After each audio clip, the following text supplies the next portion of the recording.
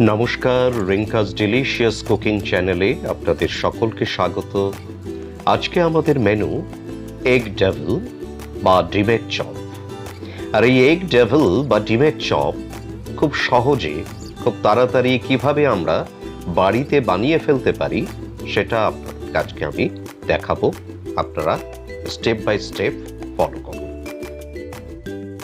দেখুন, ডিমের চপের জন্যে আমি 5টা হাঁসের ডিম নিয়েছি। সেটা আগে থেকে সিদ্ধ করে রেখে খোসা ছাড়িয়ে আমি হাফ করে রেখেছি। এখানে রয়েছে 3টে আলু, বড় বড়, সেই 3টে আলুকেও আমি আগে থেকে সিদ্ধ করেছি। এখানে আছে শুকনো লঙ্কার গুঁড়ো, এটা অপশনাল, আপনারা দিতেও পারেন, না হলে স্কিপ করে যাবেন। এবারে আছে দেখুন এখানে গোলমরিচের গুঁড়ো, এখানে আছে ভাজা মশলা। এই ভাজা মশলাটা আপনারা তৈরি করে দেবেন গ্যাসে একটা চাটু বসিয়ে, তাতে 1 চামচ জিরে, 1 চামচ ধনে, 3টে শুকনো লঙ্কা, 3টে এলাচ এবং একটা দারচিনি দিয়ে হালকা ভেজে এটা মিক্সিতে এই পাউডারটা বানিয়ে নেবেন। এই ভাজা মশলাটা ডিমের চপের মধ্যে দিলে, অর্থাৎ আলুর পুরের মধ্যে দিলে টেস্টটা খুব সুন্দর হবে, অথেন্টিক হবে। আছে এখানে দেখুন জিরের গুঁড়ো, হলুদ গুঁড়ো, নুন আছে। এখানে মাঝারি সাইজে 2টো পেঁয়াজ আমি খোসা ছাড়িয়ে পিস করে রেখেছি।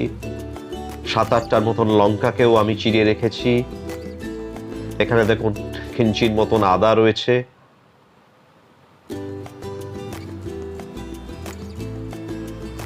9 থেকে 10টা দেখুন এখানে রসুন কোয়া আমি এখানে রেডি করে রেখেছি।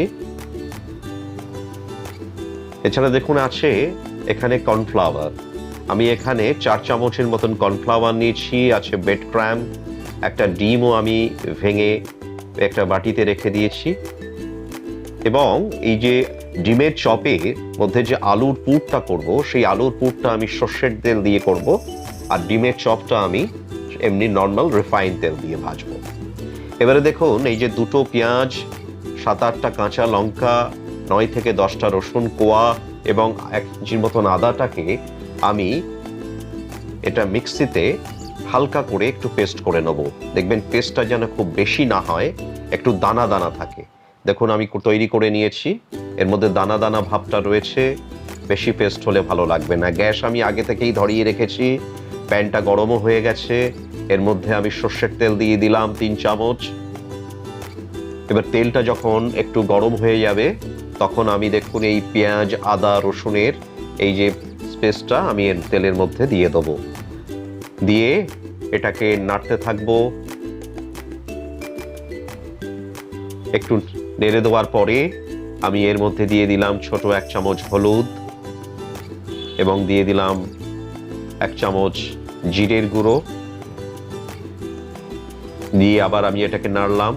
এইভাবে নাড়তে নাড়তে দেখবেন কাঁচা মশলার গন্ধ, পেঁয়াজের গন্ধ সব চলে যাবে। এরপরে সিদ্ধ করা 3টে আলুকে একটু হাত দিয়ে একটু ভেঙে আমি এই পেঁয়াজ, আদা, রসুনের মধ্যে কড়াইতে দিয়ে দেবো এবং এটাকে ভালো করে এই মশলার সাথে মিশিয়ে নেব।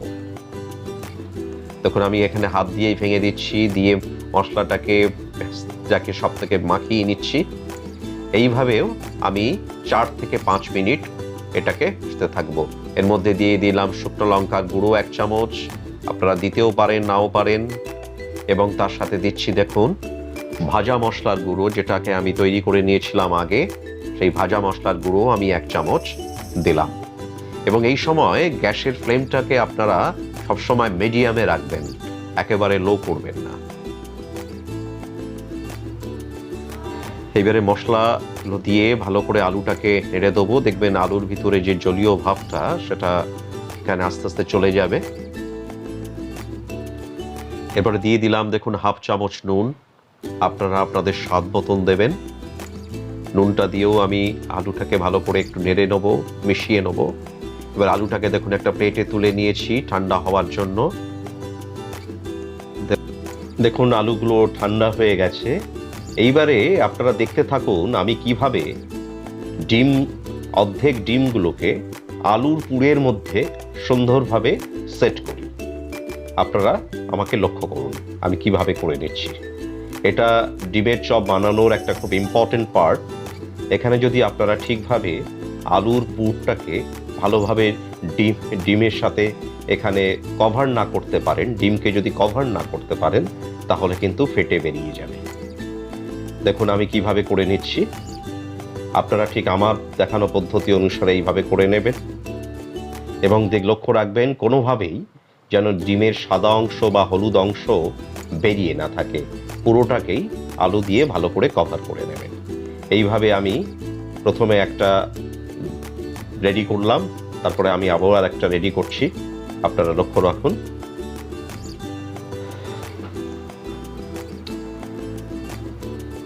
ডিমটাকে উল্টো করে দেবো, কুসুমের পার্টটা নিচে থাকবে, তার উপরে দেখুন আলুটাকে আমি কিভাবে সুন্দর করে পুরো অর্ধেকটা ডিমকে কভার করে দিচ্ছি।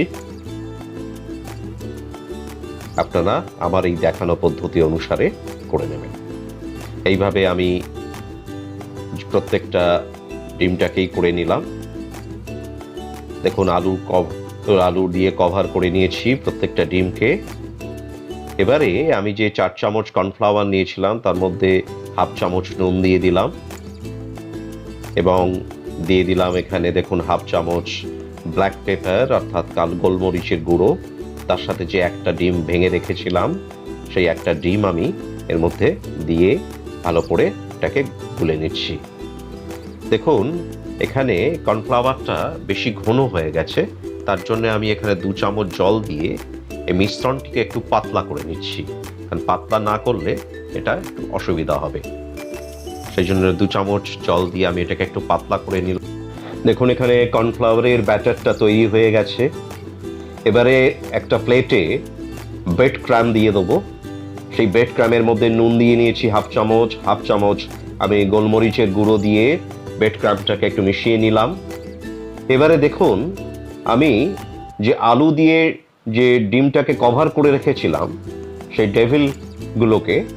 ডিমের ডেভিলগুলোকে আমি কর্নফ্লাওয়ারের ব্যাটারের মধ্যে ডিমের মধ্যে ভালো করে মাখিয়ে সেটাকে আবার এখানে ব্রেড ক্রাম্ব দিয়ে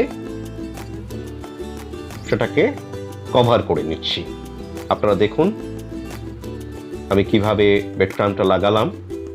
এইভাবে নিয়ে হাত দিয়ে একটু সেট করে আমি প্লেটে এক একটা রেডি করে নিচ্ছি। দেখুন প্রথমে আমি এখানে কর্নফ্লাওয়ারের ব্যাটারটা লাগিয়ে নিলাম, যেটা ডিম ও গোলমরিচ দিয়ে নুন দিয়ে তৈরি করা রয়েছে। তারপরে এটা ব্রেড ক্রাম্ব লাগিয়ে নিলাম এবং আপনারা এই প্রসেসটাকে একবারই করবেন। আমি এখানে একবারই করেছি, এর থেকে বেশি করার দরকার নেই, সব রেডি হয়ে গেছে। এরপরে দেখুন আমি গ্যাসটা জ্বালিয়ে ফুল ফ্লেমে আমি রিফাইন অয়েল দিয়ে দিচ্ছি। তেলের পরিমাণটা যত বেশি দেবেন ভাজাটা তত ভালো হবে। এখানে দেখুন আমি মোটামুটি একটু বেশি তেলই দিয়ে দিয়েছি। এরপরে আমি আস্তে আস্তে একটা ডিমের ডেভিলকে তেল গরম হলে আমি প্যানের মধ্যে দিয়ে দিচ্ছি। একসাথে বেশি ডিম দেবেন না, অর্থাৎ একসাথে বেশি ডিমের ডেভিলগুলো দেবেন না, তাতে ভেঙে যাওয়ার ভয় থাকে। এবং এই পুরো রান্নাটা করবেন আপনারা মিডিয়াম হিটে এবং একটা হাতা দিয়ে আস্তে আস্তে করে তেলটাকেও আপনি এই ডেভিলের ওপরে দিয়ে দেবেন। তাহলে কি হবে, ডিমের ডেভিলগুলো ফেটে যাবে। এবং এভাবে এপাশ ওপাশ করে উল্টে ভালো করে এগুলোকে ভেজে নেবেন। ভালো করে ভাজা হয়ে গেলে দেখুন আমি একটা প্লেটে সব তুলে নিয়েছি এবং সেটাকে সার্ভ করার জন্য আমি রেডি করেছি।